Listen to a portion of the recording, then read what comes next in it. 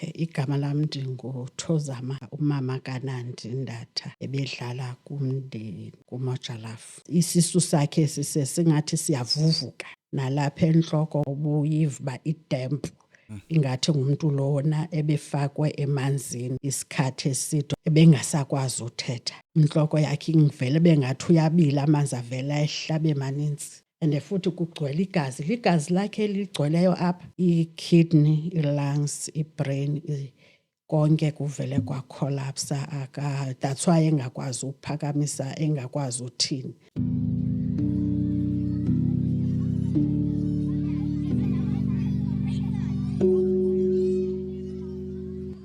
Sawubona mama, kunjani?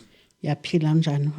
Ngiyaphila. Welcome to Sensitive Topics podcast hosted by myself, Karabo Nkuna. Yes. You wrote to us with a very sad and sensitive story. Would you please introduce yourself, utshela ababukeli igama, where you're from, and then begin telling us what your story is? Okay, igama lami ndinguThozama kwaNdatha, umama kaNandi Ndatha, ebedlala kumndeni kuMojalafu. So uNandi uye wagula nge-28 August. It was Wednesday. Ma egula ndamthatha ndambizela i-ambulance. I-ambulance wayoyifumana ekliniki. So uma efika ekliniki ke mthatha i-ambulance siya esibhedlele. Uye wahlala esibhedlele wa-attendwa ngudoctor. After udoctor attendile Wednesday, Thursday late kwangona aya ewardini afumana ispace because ibhedi zazi ingekho kakuhle. Wafumana ispace Thursday ngabobo 10. Friday, Saturday wakhona wangcono kwathiwa une-pancreatitis. Iyo le nto anale pain avale angakwazi echama kanzima, umchamo ungafuna uphuma, eblokhekile umchamo. So ke i-Wednesday yakhona sithe sesihamba esibhedlele, sahamba udoctor sefake idrip e-right, echama kakuhle. I-Friday uNandi be-right. Saturday, Sunday, iMonday yombona esibhedlele ndamfumana iMonday ingathi bekuzi-2 ezikaSeptember. Mandifika Monday ndafika ngo-2 bemfaka idrip. Mandibuza idrip kutheni bemfaka beyikhupha le lapha esandleni because uNandi unomzimba, ngeke ihlale kakuhle idrip kwi-bladder. And then mabeza ukhupha idrip apha esandleni bayifake kwi-bladder, i-catheter izawuhlala njani ne-bladder because zizobe zihlangene. Bathi bayayidisconnecta i-catheter. Ndibuza ukuba how can ni-disconnecte i-catheter because ma ungadisconnecta i-catheter uzawuchama njani because umchamo uzoba mninzi apha kuye, ngeke ukwazi ukuphuma, akazi udrownwa ngamanzi lawe drip. Bathi no, i-pancreatitis ifuneka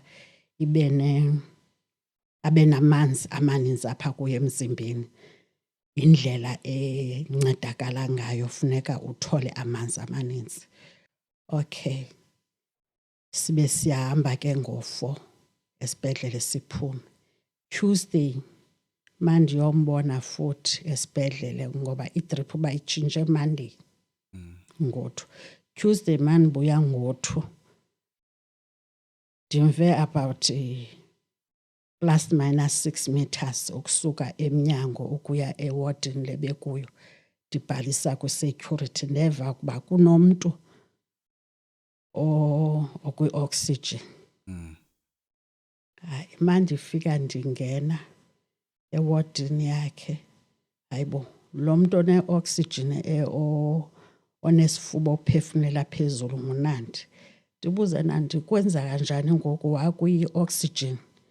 Athi le drip iyandigqiba le drip. Ndibaleke ndiye kwabasista basewardini. Ndithi ndicela ni-disconnecte i-drip. Kuthiwa hayi simele udoktar. Ndithi mos udoktar ifune nimxelele uba uNandi mphatha kakubi i-drip.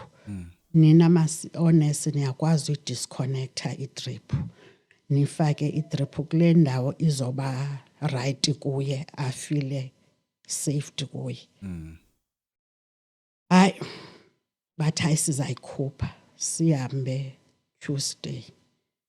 Sihambe bengekayikhuphi i-drip. Ukwi-oxygen. Wednesday ndiphinde ndibuye. Sifonelwa ngusisi obephaya ewardini nabo. Athi hayi makanandi nganizeni uNandi ngathi uba worse. Usista kaNandi omncinci acele emsebenzini. Siphuthume siye esibhedlele. Masifika esibhedlele sifike exactly ke phaa ngabo-2. Simthola ukuthi udrawuneke xa bebegqiba ufakwa i-injection. So akakwazi ubheka.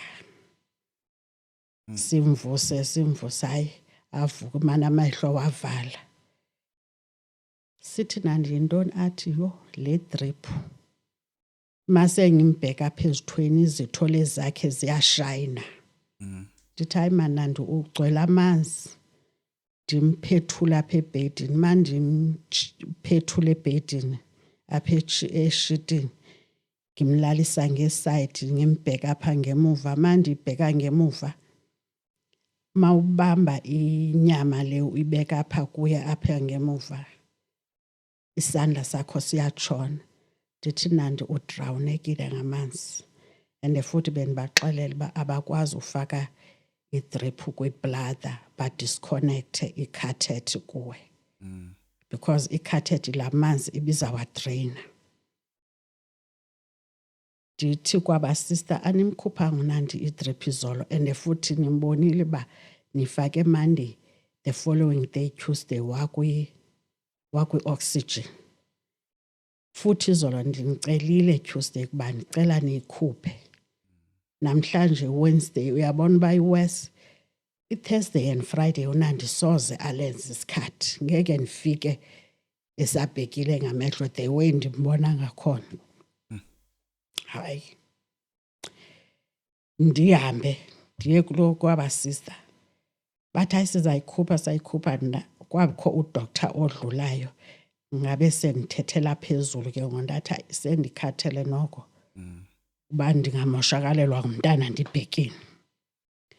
Athi lo doctor ndithi ndifuna nindiphe ngoku ilantoza ibhuku ndisayine ndiyamdischarge. Athi iyadura uyilantoza epancreate udoktar uzanditshaja. Ndathi ndicela nindiphe yena ndizokohluleka ndizamile. Or ndizamsa kwesinye isibhedlele. Hayi nyani azise ibhuku le ndisayine. Athi uNandi akho medication. The only medication abanayo yi-drip. So i-drip njengoba befaka i-drip yenza iyapholisa lamanzi. Ndithi akunamanzi apha apholisayo. Ukuba abe right, she's getting worse. Because Monday nimfaka i-drip. Tuesday wakwi-oxygen. Wednesday futhi i-drip anayidisconnecta. And then i-catheter ni-disconnectile kodwa i-catheter niyifakile i-drip isengalweni. Ngoku i-drip niyifake kwi-bladder. And futhi inyama ye-bladder i-dry. Ma ungafaki injection, umchamo ozawuphuma kule bladder uzokwenza i-infection ngoba kaloku umchamo abanye abantu uthi uhlele etoilet mhlambe ibe ingcolile wahlala phansi uzoba ne-infection eyenziwa ngubani ngumchamo. Ngexesha what's more ke ngoku senifaka i-drip kwi-bladder. Hayi ndimthathe uNandi ndimse kudoktar. basiphe iphepha sifune ilandoza sithathe i-wheelchair siyomfaka emotweni ndihambe naye ndimse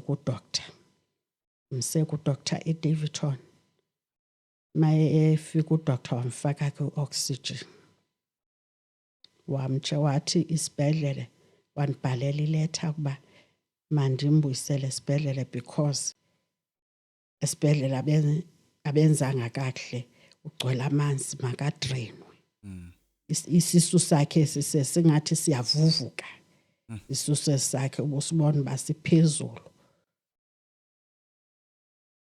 Sibuye naye size naye endlini kutholakala ukuthi ndithi ithambo andinoya ngoku kusebusuku i-Wednesday yakhona. Thursday ndimse kudoctor futhi omnye udoctor naye abhale the same letter ibibhalwe ngulo udoctor bendimse kuye ewokuqala. Saturday ndimthathe ndithi ndizohamba ndiye eBara because kunefamily eseBara eseSoweto. Ndifike phaa eSoweto simthathe simseBara simqalise ngapha eklinika. Bathi hayi bazam-admitha.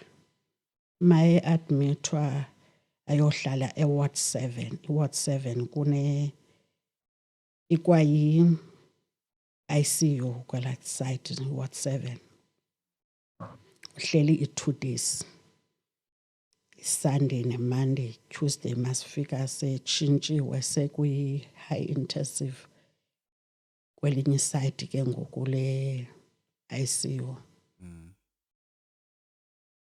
Sithethe naye ndibaxelele ke oosister aba phaba ebesethambo.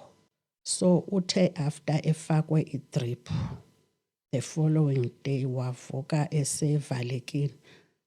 Ngoku mayiphefumla ingathi ngumntu lo ophethwe yintliziyo or uphefumlela phezulu uyavaleka.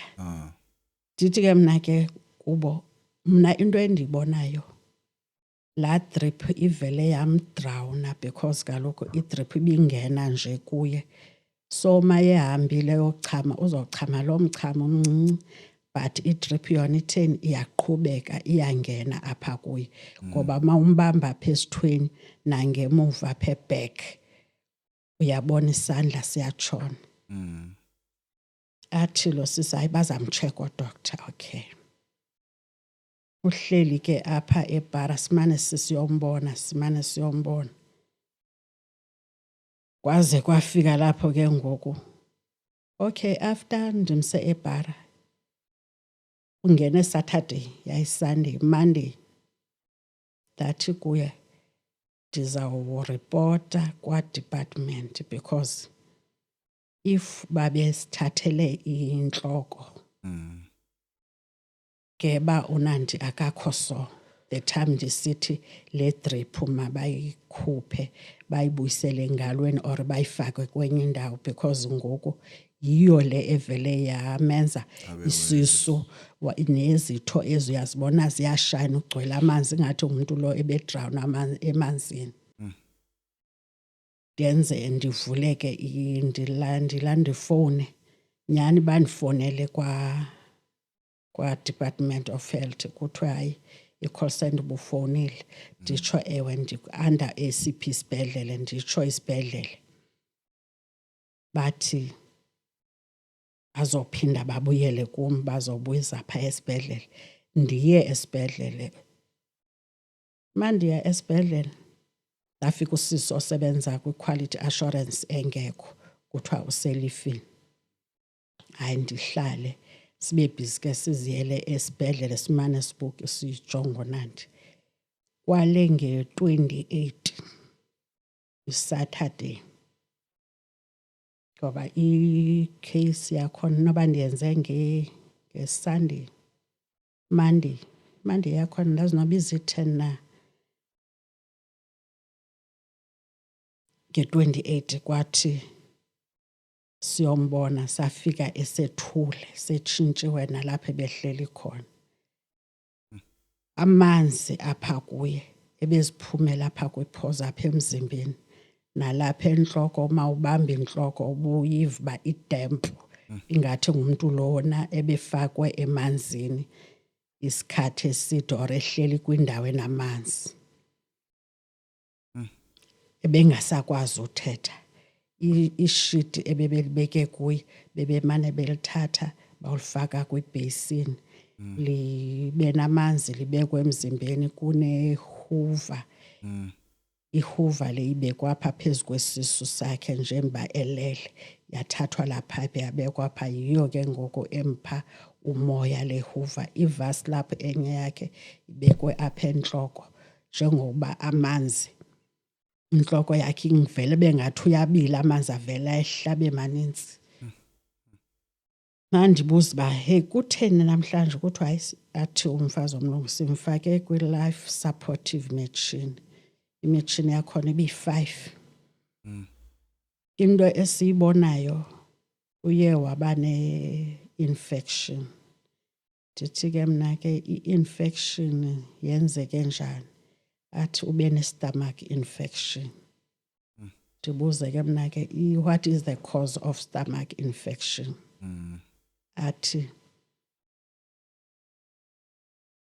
i-kidney, i-lungs, i-brain konke kuvele kwa-collapse that's why engakwazi ukuphakamisa engakwazi uthini elele nje apha ebhedini engakwazi ukwenza nto so bazawundicela mhlawumbi bamenze i-operation babone ukuthi if usaqhubeka but ndabe ndiyibona ukuthi kule mitshini into esebenzayo yimitshini ngoba ithi 20 ndazi bipha ko 29 na 25 that beyichaza yini i-supportive uba ukuphefumula kwakhe ndatsho ndathi inoba usephefumula ngenxa yale mitshini because mna andiboni ba usekho umuntu qha ke ngoba efakwe imitshini hayi sihlale nalomlunga aphinda asifowunele sesiphumile ke ngoku ngo4 asibiza athi uzasixelela if bazawuyenza i-operation ndithi ke mna ke indaba kaNandi siyibone kudala apha esibhedlela ukuba ngoba ndabachazela ukuba ndibuya naye eThambo and then uye wafakwa idrip ke ngoku yamenza akakwazi ukuphefumula that means la drip iye yamdrawna amanzi akhuphuka yaphezulu because ngeke uphefumule i-lungs angeke zisebenze amanzi elapha kuwe phezulu uzoba ne-short breath athi ke lo sisi hayi kodwa sona isibhedlele siyizamile ukumdraina nakhona besekulate mabe ibhara apho ndiye ndamsa khona sizamile ukumlandoza kumdraina ndaya ke esibhedlele ndithe sendisiya esibhedlele sesibuyile phaa ngabo past 4 i-Saturday yakhona phaa past 6 to 7 safowunelwa esibhedlele kwathiwa masize saye esibhedlele masifika esibhedlele sabe singena wathi udoctor wakhona sicela disconnecta imitshini because ngoku sephila ngesupport semtshini asibone ukuthi usaphila ayindisho ndithi hayi nyani ba disconnect imitshini vele akasaphili iMonday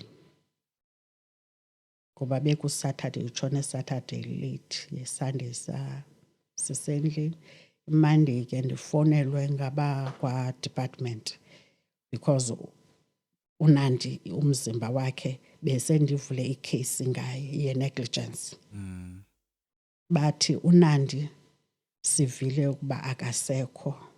Ndithi ke mna ke ewa uye wasishiya. Ebeqala ke uye esibhedlele uNandi akaze agule. Ndaya esibhedlele futhi ndiye after sendibuya kwi-funeral ndifuna uyova ngefayili kaNandi. Kwathiwa ifayili kaNandi ilahlekile. Ndabuza uNandi, ungene nge-28 watshona nge-28, ilahleka njani ifayili kaNandi esibhedlele? Hayi, kwafumaniseka uba akho straight, qha kuthiwa ifayili kaNandi ilahlekile. Ndabuya ndaya endlini, inoba ndihleli ixesha ndafumana umntu ke ngoku ozandilwela ngekheyisi. Nyhani ke wafowunela isibhedlele, ndafowunelwa nasesibhedlele. Baye bandifowunela lo sisu osebenza kwi-quality assurance. Ndaya ndadibana naye. Lo sisu osebenza khona kwabe kukho i-assistance yakhe. Saya kumphathi, wabuza umphathi ke kwenzekeni. Ndathi bendizofuna ifayili kaNandi, ngicela amarekhodi. Kuthiwa ifayili kaNandi ilahlekile. Wabuza ungene nini esibhedlele. Ndatsho uba ungene nge-28, watshona nge-28. The next month. Ungene 28 August watshona 28 September. Sangcwaba ngo-October. Inobe senguJanuwari. So njengoba kuthiwa ifayili yakhe ilahlekile ke ngokuba ilahleka njani umuntu osanda ungena esibhedlele ifayili. Athi lo tata kulo sisi, ndicela nifune ifayili kaNandi. uNandi ebesebenza, ndithi ewe besebenze Oram. Aphinde ke ngoku abe ne-job kwi-Mojalaf. Athi lo tata, ndicela niyifune sisi, nize nelantoza ifayili kaNandi. Ndibuyele endlini, asinayo ifayili. Sihlale endlini, ndithe ndisahleli futhi ndathi mandiye, basibiza bathi ifayili bayifumene esibhedlele. Hayi, ndaya esibhedlele. Sekukho ke ngoku lo siso osebenza khona obuya kwilifu. Andithathe andise kwenye ofisi, ndifumane umama lo obese ewodini uNandi ebegula kuyo, sister in charge lo ebephethe phaa ewodini, nomnye umama nomphathi wodoctor. Udoctor wakhona yi-Indian. Sifike sihlale, ndihamba nomntana wasekhaya kababa omncanam. Mandibuza, babuze uba ufuna ntoni, ndithi hayi bendifuna ifayili kaNandi. Uzayenza ntoni? Ndithi kaloku uNandi ikheyisi yakhe ibingumzimba wekheyisi because ndiyifake ikheyisi nge-10. So nithe nina manitshonile nandifowunela Monday. IMonday le nifowune ngayo, after nifowunile Monday zange niphinde nindifowunele. Ndahamba ndaya emoshwari. Mandifika emoshwari ndiyothatha umzimba, zange nenze i-postmortem. Manditsheka i-cause of death kaNandi, andiyazi uba ndizosa ephi because ziyi-2 i-cause of death. First ye-cause of death nibhalile phezulu sepsis. Nabhala 7 days ebene-sepsis. So enye ke ngoku nabhala. Excuse me, bengicela ukubuza konje i-sepsis yini bathi? I-sepsis is an infection. Okay. So ke ngoba ibiza ngokwase kwa-health kuthiwa is a sepsis. Okay. Le infection, ndabuza uba what is the cause of sepsis? Bathi kuye kwafeyila umzimba wonke. Wafelwa zii-organs, i-kidney, i-lungs, i-heart, uyotsho kwi-brain. So waba ne-stomach infection. So i-stomach infection ke ngoku sibulala yonke into esebenza apha engqondweni. Uyafana nemntu nje ocimeleyo, awuzazi uba ukuphi. Ndabuza ke ngoku i-drip lena benifake kwi-bladder sithe yikhupheni. Anibona ukuba if laa drip beniye nayidisconnector and then nifake ke ngoku i-catheter or kudrain lamanzi ngoba uNandi ebengekho serious, ebese-right, ukwazile uhamba nosister wakhe bohlala phantsi elangeni, wamthatha nge-wheelchair bazihlalela ngaphandle bancokola.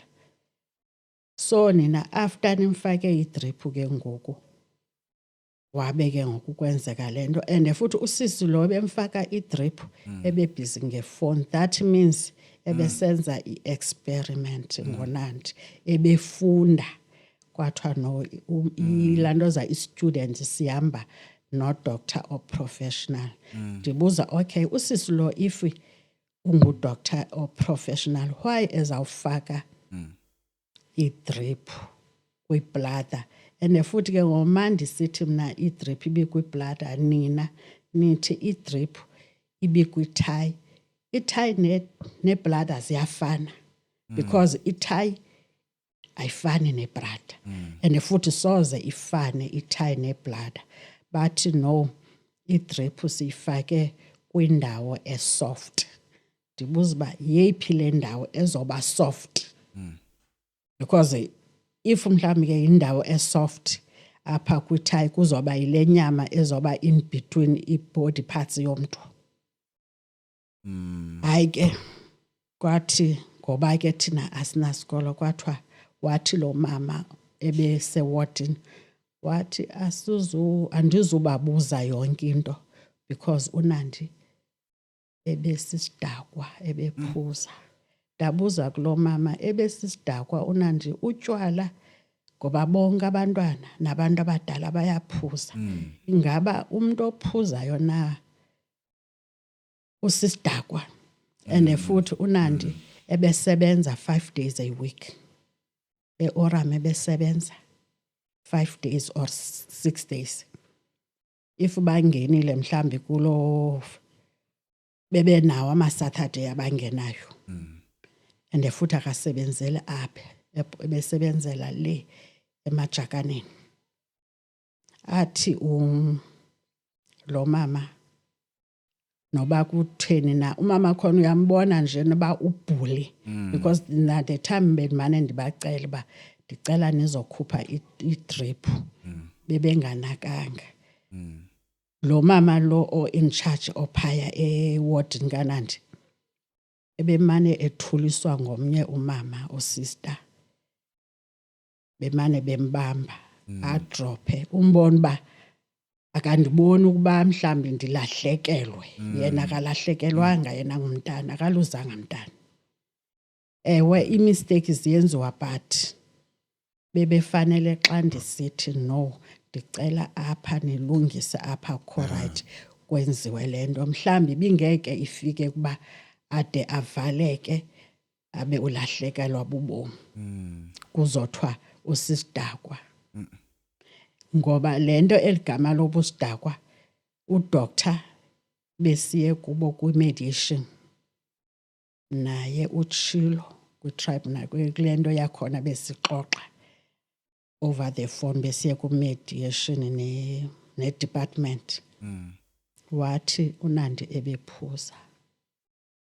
Ndathi ke mna ke okay, kusho uthi bame ngale ndawo yokuba uNandi ebephuza. Ndabuza uba idrip yona ibiphi? Wathi idrip ibikwindawo esoft. Ndathi ndicela irekhodi, kwathiwa mandiyoyifuna. Irekhodi ke ziyabhatalwa esibhedlele, 750 irekhodi. Ndahamba ndayothatha irekhodi eThambo. Wathi omnye usisi ndayoyirequesta, wathi hayi ndize ngelanga eliso. Mandibuya irekhodi yam inoba ibi less than 10. yefile ama-page akhona. Wandibonisa lo sisanyana khona nomzimba omncinci. Okay. Mase ndiphinda ndiyoyifuna kwathiwa kekho uselifini. Hayibo lo mntu bendilapha ethe ndize namhlanje uselifini. Ndimane ndijikiswa. Okay. I-advocate le esiyasebenza nayo ithi kum masidibane esibhedlele. Ndithi ndiza ngeteksi nyhani ndiyofika esibhedlele. Ndifike khona siye apho kuhlala khona ii-records kwabasisi. Kuthiwe lo sisi onama-records akekho, seyingomnye lo ebene-records zam ebendibonisile akekho. Hayi sifune kuthiwa usemithingini akazubakho. Hayi sihambe. Masihamba ndithi kulo advocate, hayi ndicela wena kuhamba uye emotweni, mna ndizohamba ndizophuma ngapha ndizawurikhwesta into ezamsendlini. Ndithe ndisahleli ezitulweni ngasegeyithini ndimbone lo ebenefayili yam mane ejikeleza apha kuthi, qha nam ndiqonda uba andifuni uba ingathi ndisemva kwakhe, ndisafuna ubona le nto yenzeka apha esibhedlele uba kwenzeka ntoni na. Amane edlula kum lo sisi ndithule. Uye lo bebathi uselifini? Omfutshane. Lona omnye kuthiwe ke ngoku lo onama-record ophetheyo kwecala records yena usemithingini. Okay. Ahambe ke lo sisi we-advocate India, mna ndihambe ndiyohlala ezitulweni. The ndisahleli phaya ezitulweni kubekho abanye oosista abaphumayo apha esibhedlele. Lo bekuthiwa akekho usisi ndimbone nanku esize egijima ekhwaza aba ye ndimele napho. Ndihlale esitulweni bajonge. Asondela apha kumqondo uba ndifuna uba umyeka asondele. Ndiphakame ndibe sendimkhawulela phambi kwakhe. Ndibuza uba ngoku kuthiwa awukho usemithingini, awuzuba khona namhlanje esibhedlele, awukho ngoku? Athi hayi yima hamba uye phaya ewadini ndiza kunikeza. Ngoku ndiyabuya ndisathetha nabasisi. Ndithi kutheni le nto nidlala ngam? Okay, ndihambe ndiyotsho khona apho kweza ofisi zabo. Nali icala lama-record ngoba ama-record amanye abekwa apha. Ma ndifika phaa ndithethe nabanye oosisi ndithi hayi kuthiwe bhatala. Ndithi imali yobhatala ndinayo. Ndifuna ama-records am kaNandi. Fumaniseka lo sisi lo uyalwa. Ndithi hayibo ndicela ufowunele lo sisi uthe uyeza ulapha ngaphandle ngokuba benisithi akekho yena. Uthe kanti ukhona apha eziofisini. Ndibuza uba if aninanto eniyifihlayo why ningazondinikeza amafayili kaNandi? Why nitshintsha izitori namhlanje kusasa yilena enye? Kutheni nindenzela isitori ngoNandi? Ndim olahlekelwe ngumntana, uNandi ushiye abantwana bakhe. Nithini ngoNandi? Athi lo sisi bona abasebenzi ngomntu oyedwa. And futhi ke ifayili kaNandi ikhona. Ndithi ndinikeni kaloku ifayili kaNandi. Athi lo sisi makabanike bayikhuphe. Ndihambe ndiyobhatala. Bandiyifumana ukuyibhatala, ndigqiba uyibhatala, apho bendisayine khona the time nditshintsha uNandi. Uyabona uba nje bekufotokhophu apha. Njengoba ii-lines incwadi ibhuku nebhuku nee-lines zayo. Njengoba ndisayinile i-signature yam. Kunespace uyabona uba bekufotokopa kwenziwa loo nto. Ndibuza uba why le file over 50 pages kanti leya ifayili bendinikwa ngulo sisi ebendikhuphele yona last lo nithi ngoku kuyilifa, and futhi naye ndimbonile ukhona apha esibhedlele. Why zingazufana? Ndibuza uphi lo sisi lo bendinikeza ifayili ngoba ndafika nikhona apha. Kukho abantwana kabakwi kuthiwa bakuntona abasani lento umsebenzi abaqashweyo nje for temporary bathi into ama-intern lapho. ya kunaba bantwana ke bathi ayakekho la sisi ndithi bendimbonile ngokukhona that means why unandi ezoba ne-file ezi-2 bathi uyi-1 hayi ndihambe ndobhatala le file ndifike endlini ndiyicheke ndibe ifile yaseBhara ndithambe ndisemoshwari ndayoyika le nto ndayifota ngefowuni so ndinayo ipage eziphaa ku-30 something ndithathe manditsheka i-file number kaNandi le yaseThambo ndicheke yaseBhara it's the same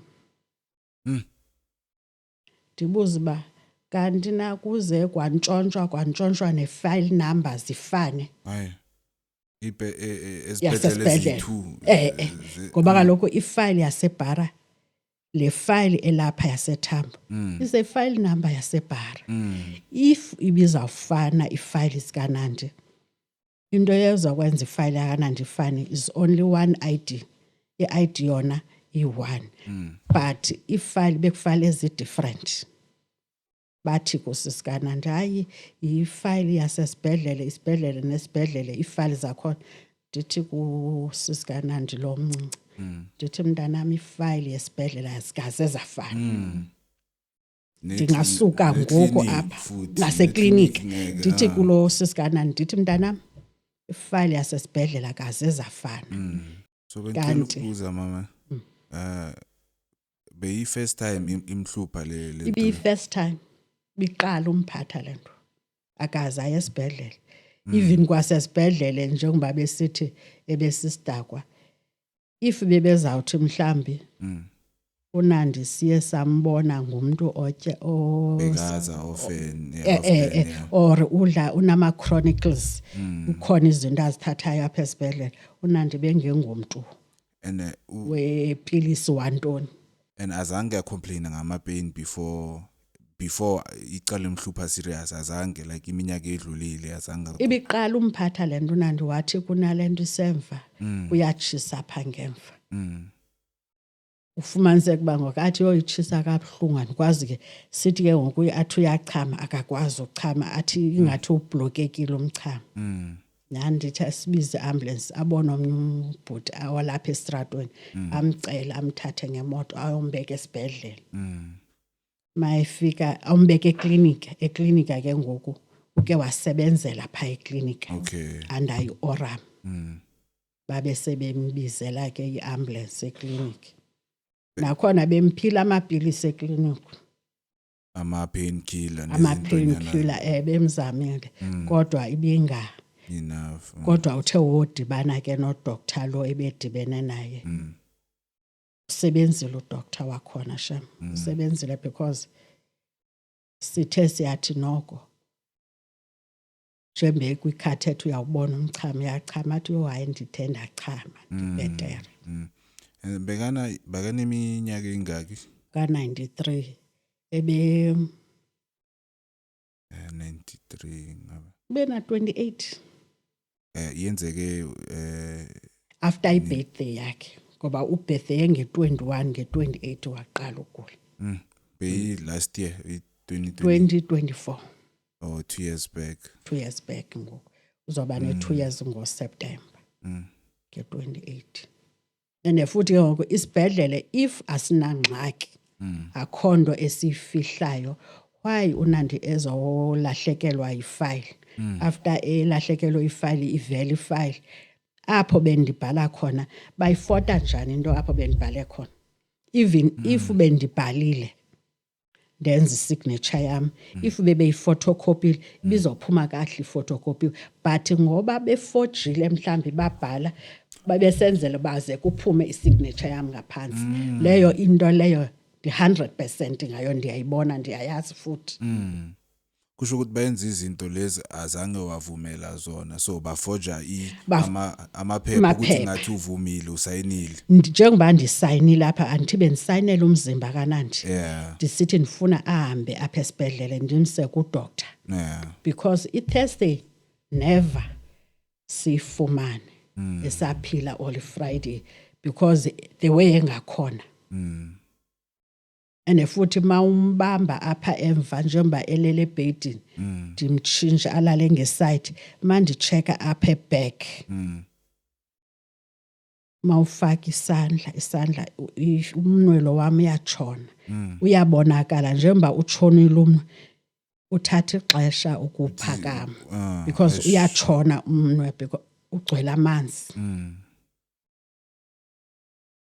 Ndatsho ke ngondathi hayi noko isibhedlele and futhi ke kunabantu ngabantu aba bengazuthatha umphefumulo womuntu bathathe kuba nabo bazele bangabazali bathathe ukuba no sibulele nje umuntu ongeyonto and futhi nomama akakhondo yaziyo because awuzosixelela thina si professional. So, Mama, was it the first bad experience that you've had with this hospital? Ayoqala. Bake bandenza kumntana kaNandi kumzukulu wami. Nge-COVID bedle i-elephant plant. After edle i-elephant plant ndamsa ke esibhedlele. Mandifika samsa ku Sunday kwathiwa Monday or Tuesday uzaw discharge because it's ixesha le-COVID. Monday ndathi okay mhlambi basebusy ngaye. Mandibona ilanga liyatshona andikafonelwa koko ndihleli ndisithi bazafona. Tuesday ayindithi hayi man ku-COVID what if angafumana into erongo phaa esibhedlele because abantu bayagula. Ndihambe sekulate ndiye esibhedlele. Ndithi hayibo nithe umntana nizamdischarge kuthiwa yiye-wardini phezulu. Ndichaza umntana ebedle iplant. Mandifika ndibekwe ecaleni ngomnye usisi athi hayi sizamjonga ukhona umntana ndingamboni ndothuke uba engekho kulaa ndawo belele kuyo. Kuthiwa uyeza umntana. Ndiva uba apha njengokuba silapha kule room apha ngapha njengoba silapha phakathi apha kule ward yabantwana. Apho kuhlala khona odoctor bayasebenzela khona. Kunento emane kushayeka kuku. Hayi ndihlale ndiqonda uba ndibe curious kwenza kantoni ndiphakame ndithi mandiye phaa. Mandifika ndingena phaa ndifike bebhizi ngomntana bemfaka ekoneni. Njengoba kusekoneni kunento engathi isisitulo ikhabhathi yakhona itafile nje yenziwe straight yayale ekhoneni yajika ke kucaba kubekwe i-medication. Mandifika ndijonga kugcwele igazi. Ndibuza uba nimenza ntoni. Bathi hayi siyamla. Ndithi nimenza ntoni ngoba abesezibamba apha empumlweni. Ndibuza uba akezanga ngale nto yokuba mhlawumbi azofakwa into ye-COVID atshekwe i-COVID ezimpumlweni. And futhi le nto ibuhlungu ngumntana lo unobe na-9 years. Into le efakwe empumlweni. Ndithi nithethe nabani ke kule ngoba ebeze ngodla i-elephant plant. Ngoku senimfaka kwi-COVID and futhi kugcwele igazi. Ligazi lakhe ligcweleyo apha. Bathathe itawuli bagqume ligazi. Ndibuze ligazi lakhe na eli nimenza ngalo. Sisabuzisana nabo ndathi cela nindiphe umntanam ndihambe naye. Sathi ndizamthatha umntana. Wathi uyeza ndayohlala njengoba apha sihleli khona kule ndawo sime kuyo simele abantwana. Kunendawo engathi i-cage apha eyenziwe ngebhakla. Mandibuza ke uba umntana ke ngoku kutheni senimfaka ezi zinto ngoba bengazanga ngazo. Hayi kuthiwa uzamfumana. ndihambe kuthiwe mandihambe ndiyohlala phaa bazawuzanayo. The ndisahleli ke kunesithi apha kube kudlule omnye umama oyinesi. Bas usebenza nabadoktar. Abadoktar ngabantwananyana babantu abamnyama. Lo omnye mude nomzimba omncane. Omnye ke noko abe nomzimbanyana. Ndithe ndisahleli wabuza lo mama, uphi umntwana? Ndenzeni? Ubuza kulo doctor. Athi lo doctor, ndithi ndifuna umntana mna, ndithe ndiphena amaphepha kuthiwa ayingowakho. Ndithi ngumntanam because uze nam, ngumntana omntanam, uze nam. Ukuba nizawuthi ayingomntanam kodwa esibhedlele uze nam, nitsho ukuthini because ngumntana omntanam, ngumzukulu wam.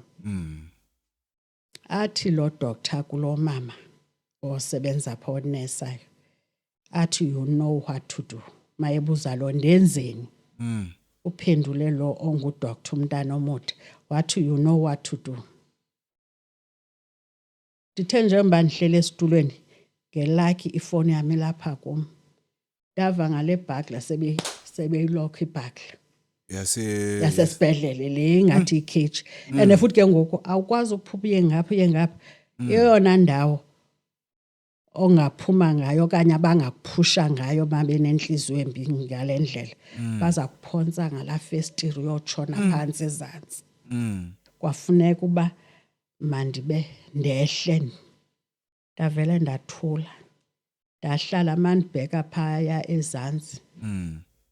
Ngekulenza ixesha if ndingawa kule ndawo ndikuyo ndiyowela ezantsi, if ndibe nelaki yophila kodwa ndawukophuka ndingazazi. Ndafowunela uNandi. uNandi usebenzela phi? Usebenzela eThembisa, eOram. IOram imtshintshele eThembisa, usebenzela eThembisa. Nandi ndizolanda umntana esibhedlele. So ndizolanda umntana bafuna undinika and futhi ndifika bayamtesta i-COVID, bamfakele into yempumlo engena phakathi ezimpumlweni. Ndive ngoba besilwa kugcwele negazi.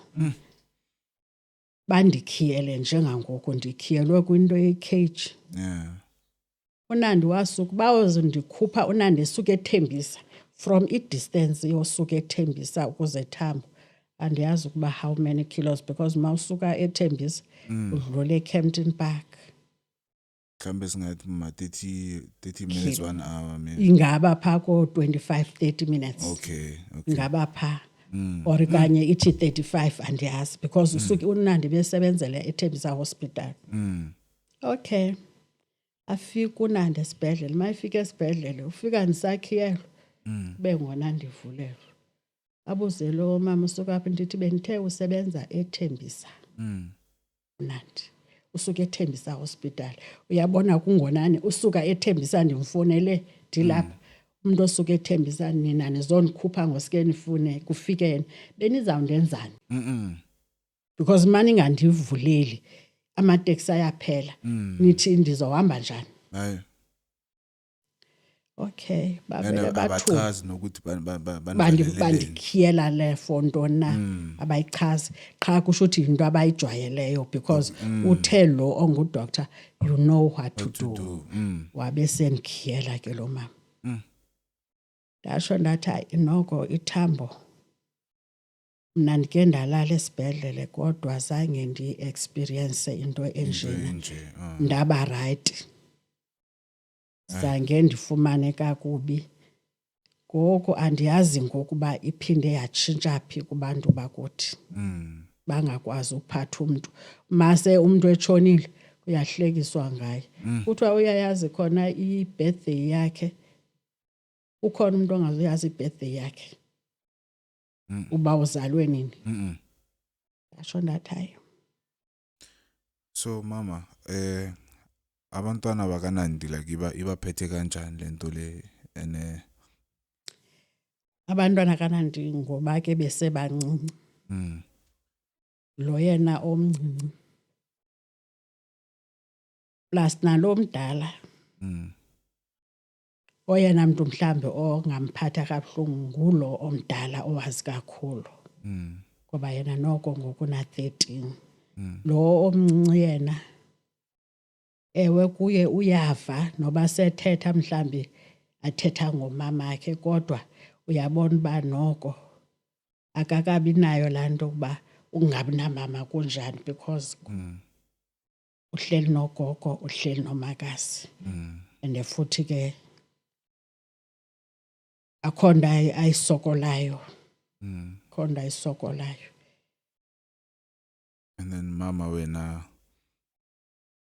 ke wasithola isikhathi sokuthi uhlale uzile kahle, because as I'm listening to you, it sounds like ever since she passed away, you've been going there and there trying to get help because of the negligence that they did. So would you say that you found the time to grieve properly ever since this happened?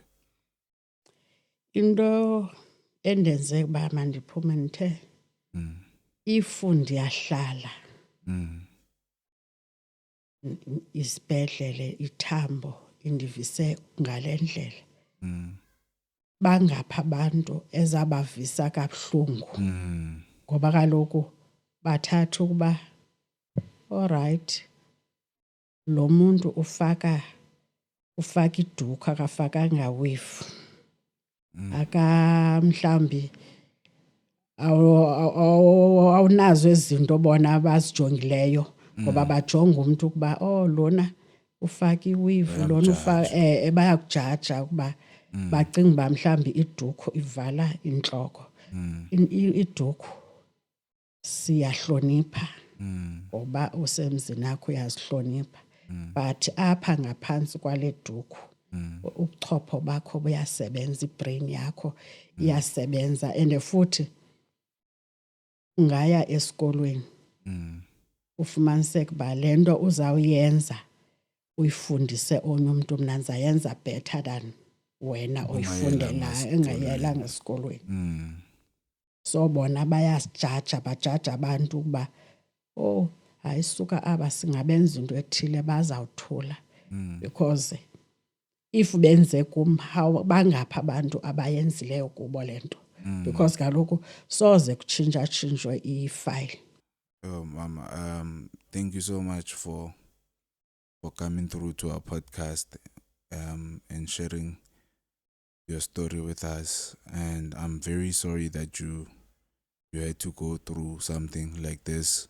Yes. Because of the people that we trust, the government hospital.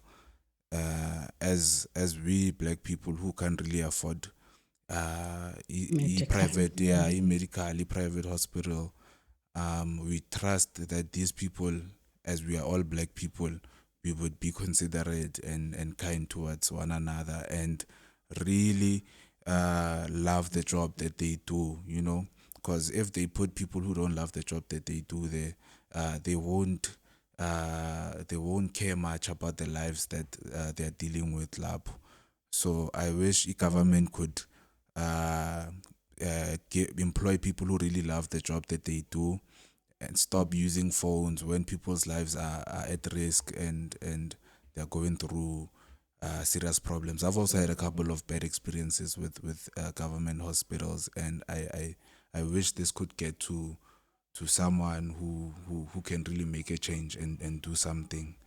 As Umama said, Uguti, she's here trying to also spread awareness for the other people who might experience the same kind of thing going forward.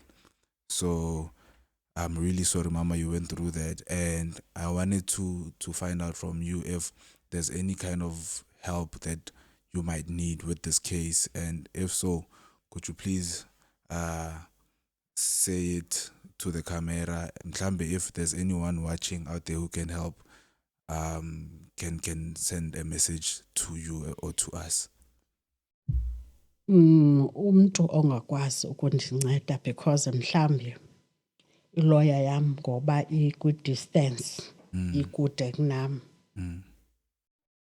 bendithanda uba angaba khona, because uNandi, if idrip the same time esithi le drip ibuhlungu because uthe isafakwa bathi bayigqibile wathi ibuhlungu kwathiwa nyamezela wathi ibuhlungu sasa manifika sekwi-oxygen